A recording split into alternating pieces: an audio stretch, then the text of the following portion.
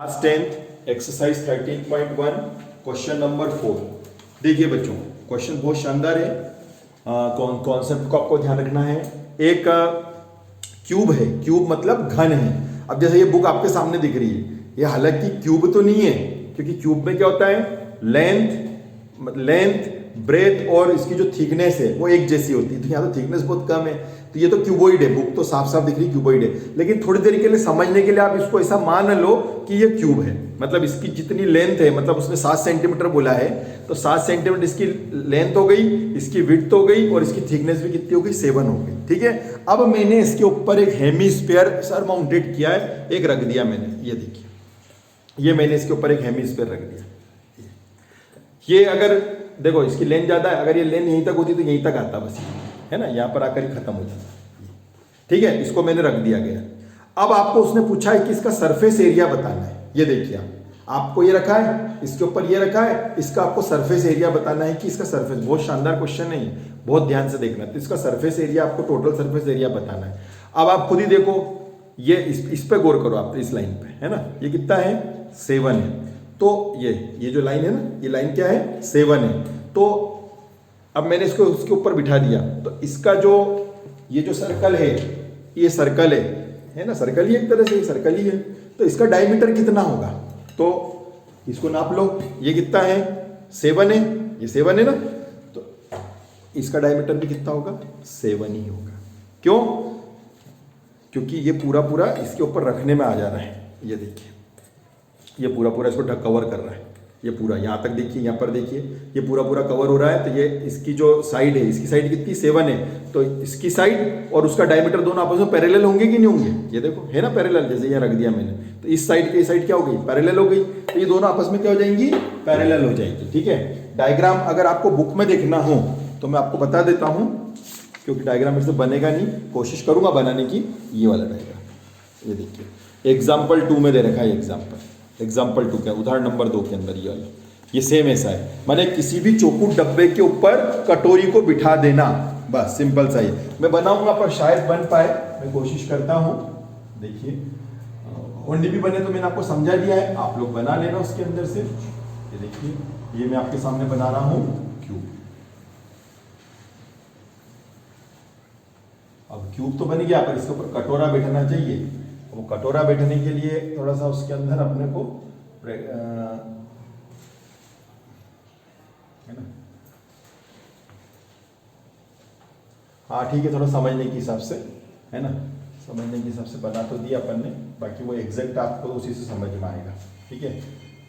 तो जितनी इसकी साइड है बच्चों, इसकी साइड अगर 7 है, तो इसका जो डायमीटर आएगा, किसका, इसका, ये सर्कल है, इसका डायमीटर, और वो जो आपके ऊपर ये है, देखो ये साइड, ये जो क्यूब आ रहा है ना, ये क्यूब का जो साइड है 7 सेंटीमीटर, तो इसकी भी कितनी हो जाएगी, डायमीटर कितनी हो जाएगी, 7 सेंटीमीटर हो जाएगी। ठीक है। तो ये मैंने आपको उसमें से समझाया है, डायग्राम उसमें से बनाए, इसमें तो इतना अच्छा नहीं बन पाया। ठीक है।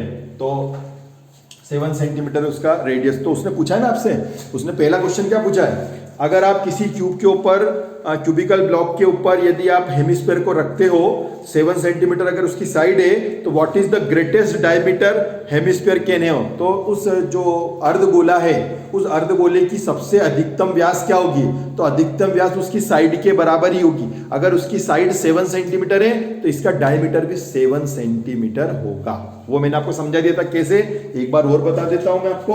ये आपका ब्लॉक है, इसके ऊपर मैंने हेमिस्फीयर रखा है, तो इसकी साइड अगर 7 सेंटीमीटर है, तो इसका जो डायमीटर आएगा, ये वाला हिस्सा, ये भी कितना होगा, 7 सेंटीमीटर होगा मैक्सिमम। ठीक है। चलिए, तो अपन पहले स्टार्ट करते हैं इसको, है ना। क्यूबिकल ब्लॉक, तो यहाँ पर लिखते हैं साइड ऑफ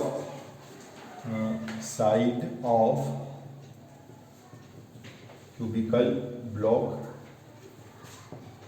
है ना, घनाकार ब्लॉक की भुजा, घनाकार ब्लॉक की भुजा, ये है आपकी 7 सेंटीमीटर। ठीक है। इसको ए बराबर लिख देते हैं, ए बराबर 7 सेंटीमीटर। ठीक है। उसने पूछा है व्हाट इज द ग्रेटेस्ट, एक सरमाउंटेड बाय हेमिस्फीयर है ना, घनाकार बॉक्स के ऊपर एक अर्धगोला रखा गया है ना।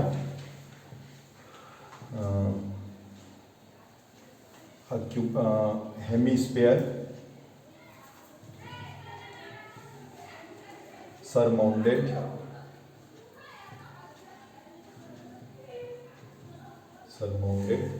hemisphere surmounted in a cubical box, इसके ऊपर रखा गया hemispherical is surmounted in A cubical box.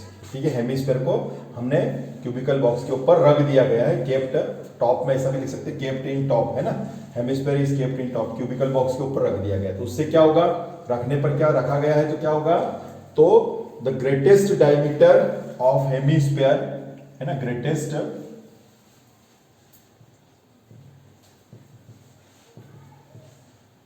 Diameter of hemisphere is equal side of cubical box equal 7 centimetre. ठीक है, तो इसने बोला था कि ऐसा करने से क्या होगा, तो ग्रेटेस्ट जो डायमीटर है हेमिस्फीयर की, है ना, अर्धगोले की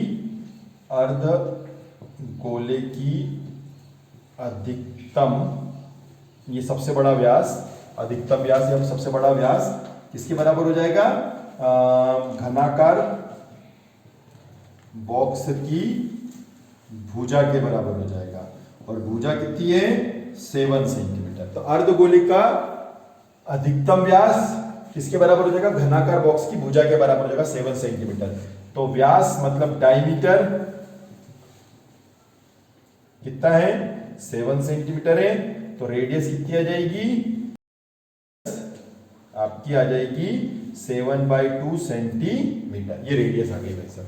ठीक है, अब रेडियस आ गई। अब क्या बोल रहा है वो, हाँ, अब मेन प्रश्न आने वाला है बच्चों। पहला क्वेश्चन तो बहुत सरल था, find the surface area of the solid. अब ये जो सॉलिड बन रहा है उसका आपको क्या बताना है, उसका आपको बताना है कि सरफेस एरिया कितना है।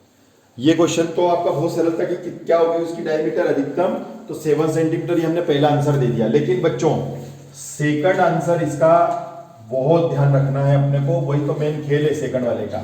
उसको अपन समझते हैं कैसे। देखो, उसने बोला कि एक सॉलिड बन रहा है, हमने कहा सॉलिड मतलब समझ में नहीं है, सॉलिड का क्या मतलब हुआ। अरे सॉलिड का मतलब वो बोल रहा है कि ये जो आपने पहले क्या लिया, पहले एक सॉलिड लिया, ये भी सॉलिड ही है ना, कि लिक्विड है, हमने कहा सॉलिड है ना। तो ये कौन है, बोले घन है। ठीक है, तो इसका सरफेस एरिया निकलेगा, हमने कहा बहुत अच्छी बात है। फिर आप इसका सरफेस एरिया निकालो, किसका, हेमिस्फीयर का। फिर हेमिस्फीयर का सरफेस एरिया निकालो, अर्धगोले का निकालो। ठीक है, फिर इसके ऊपर रखो। तो जैसे ही आप इसके ऊपर रखोगे तो एक नई डिजाइन बनेगी कि नहीं बनेगी, हमने कहा बनेगी। तो बोले पहले इतना करो, फिर एक नई चीज इसके अंदर होगी, वो आपको बताई जाएगी। ठीक है, तो उसने क्या क्वेश्चन पूछा था, उसने पूछा था कि find the surface area of solid. तो अपन यहां लिखते हैं सरफेस एरिया ऑफ सॉलिड, ठोस का पृष्ठीय क्षेत्रफल। अब इस समझना यहां पर, हाँ, तो पहले किसकी जरूरत पड़ेगी, पहले आपको पड़ेगी क्यूब की। तो क्यूब की जरूरत पड़ेगी, तो लिखो यहां पर surface area of cubical box. ठीक है, घनाकार बॉक्स का पृष्ठीय क्षेत्रफल। अच्छा, और बोले इसके ऊपर हमने इसको बिठाया, इसको ये हेमिस्फीयर, बोले इसका भी सरफेस एरिया निकलेगा। अच्छा ठीक है, प्लस कर दे, बोले हाँ कर दो। तो सरफेस एरिया ऑफ हेमिस्फीयर, ठीक है, अर्ध गोले का पृष्ठीय क्षेत्रफल। हमने कहा बस, उसने कहा नहीं, हाँ हमने, उसने बोला बस, हमने कहा नहीं नहीं नहीं, एक मिनट रुको, पहले हमने इसका सरफेस एरिया निकाला। सुनना, तो इसका सरफेस एरिया क्या होता है, इसका सरफेस एरिया होता है 6a² है ना, 6 साइड होती है, 1 2 3 4 5 6, 6 ही साइड मिलकर के क्या बनाती हैं 6a²। अच्छा ठीक है, ये इसका निकल गया। ठीक, फिर हम इसका अलग से निकाल रहे हैं। इसका क्या होगा, इसका सरफेस एरिया होता है, इसका हमेशा सरफेस एरिया होता है 2πr²। ये वाला इलाका, ऊपर का इलाका है ना, ये पूरा सरफेस एरिया मतलब यहां से लेके यहां तक का है ना। ये देखो यहाँ पर देखो, ये पूरा इलाका कितना हो गया 2πr²। ठीक है, अलग अलग रखेंगे तो सुनना, अलग अलग रखेंगे तो सही है, लेकिन जैसे ही मैंने इसके ऊपर रखा एक नई चीज होगी बच्चों। वही मेन एग्जाम में वही चीज देखी जाती है, मेन वही चीज है। ये तो सब कर देते हैं, इसका सरफेस एरिया, इसका सरफेस एरिया, लेकिन इन दोनों को एक दूसरे के ऊपर रखने से एक नई चीज हुई है। नई चीज ये हुई है, आपने जब सरफेस एरिया लिखा था तो इसकी 6 फेसेस ली थी, ठीक है, और इसको अकेले लिया था, लेकिन आपने देखा जब मैंने इसके ऊपर रखा तो इसने इतनी सी जगह को खा गया, ये इतनी जगह को खा गया। मतलब ये सर्कल है ना, मतलब ये कॉमन आ गई चीज, वो इसमें भी जुड़ गई और वो चीज इसमें भी जुड़ गई। आप देखिए πr² क्या होता है, πr² क्या होता है, सॉरी 2πr क्या होता है, 2πr क्या होता है, सर्कमफ्रेंस होता है ना। और अगर इसका सरफेस एरिया बोले तो क्या होता है, πr² होता है। तो इसका πr² और यहां पर क्या हो जाएगा, ये देखो जैसे इसके ऊपर रखा जाएगा तो ये सरफेस, कितने सरफेस एरिया हो जाएंगे, 6 नहीं हुए पूरे, क्योंकि इसमें से ये एरिया माइनस होगा मेरे कहने का अर्थ है।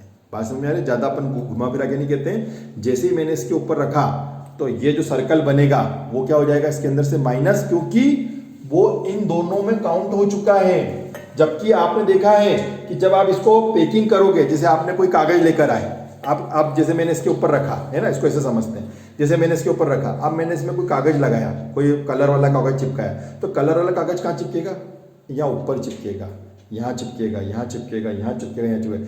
ये जो जगह मैं हटा रहा हूँ यहाँ चिपकेगा क्या, आप बताओ, यहाँ चिपकेगा क्या, यहाँ कागज चिपकेगा क्या, क्योंकि इसके ऊपर कौन आ गया है, ये आ गया, इसके ऊपर चिपकेगा, इसके ऊपर कागज चिपकेगा, न कि इसके ऊपर कागज चिपकेगा। इस वजह से ये इलाका क्या हो जाएगा, माइनस हो जाएगा, और वो इलाका है एरिया ऑफ सर्कल। कैसे मालूम पड़ा, क्योंकि ये कौन है, ये सर्कल ही तो है, तो इसलिए क्या इलाका माइनस हो जाएगा, एरिया ऑफ सर्कल माइनस हो जाएगा। ठीक है, तो यहां पर लिखता हूं एरिया ऑफ सर्कल। यही मेन इसके अंदर बात थी, वृत्त का क्षेत्रफल माइनस हो जाएगा, जो कि है πr²। बात समझ में आ गई ना, क्योंकि जैसे ही आप कागज चिपकाओगे तो वो वाला कागज यहाँ नीचे नहीं आएगा, यहाँ छूट जाएगा, क्योंकि इसके ऊपर चिपक जाएगा, इसलिए वो एरिया क्या हो जाएगा, माइनस हो जाएगा। वो एरिया कौन है, πr² माइनस हो जाएगा। तो ठीक है, 6a², 2πr² में से πr² किया तो कितना बचेगा, ये देखो 2πr से ये 2 थे, ये 1 था, चला गया, πr² बचेगा। बस अब वैल्यू रख दो,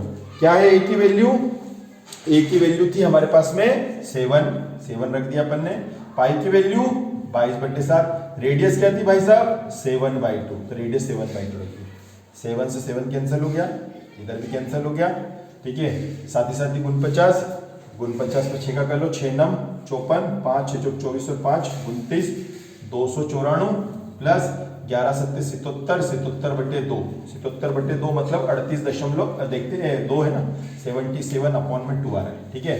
तो 294 माने 38.5, 38.5 इसमें अपन जोड़ लेते हैं, ठीक है। 38.5 जोड़ते तो 5 8 4 12 का 2, 9 3 12 और 1 13, तो ये आ गया सब 332.5 सेंटीमीटर स्क्वायर। 332.5 सेंटीमीटर स्क्वायर ये आपका टोटल सॉलिड का सरफेस एरिया निकल करके आ गया, ठीक है। Thank you.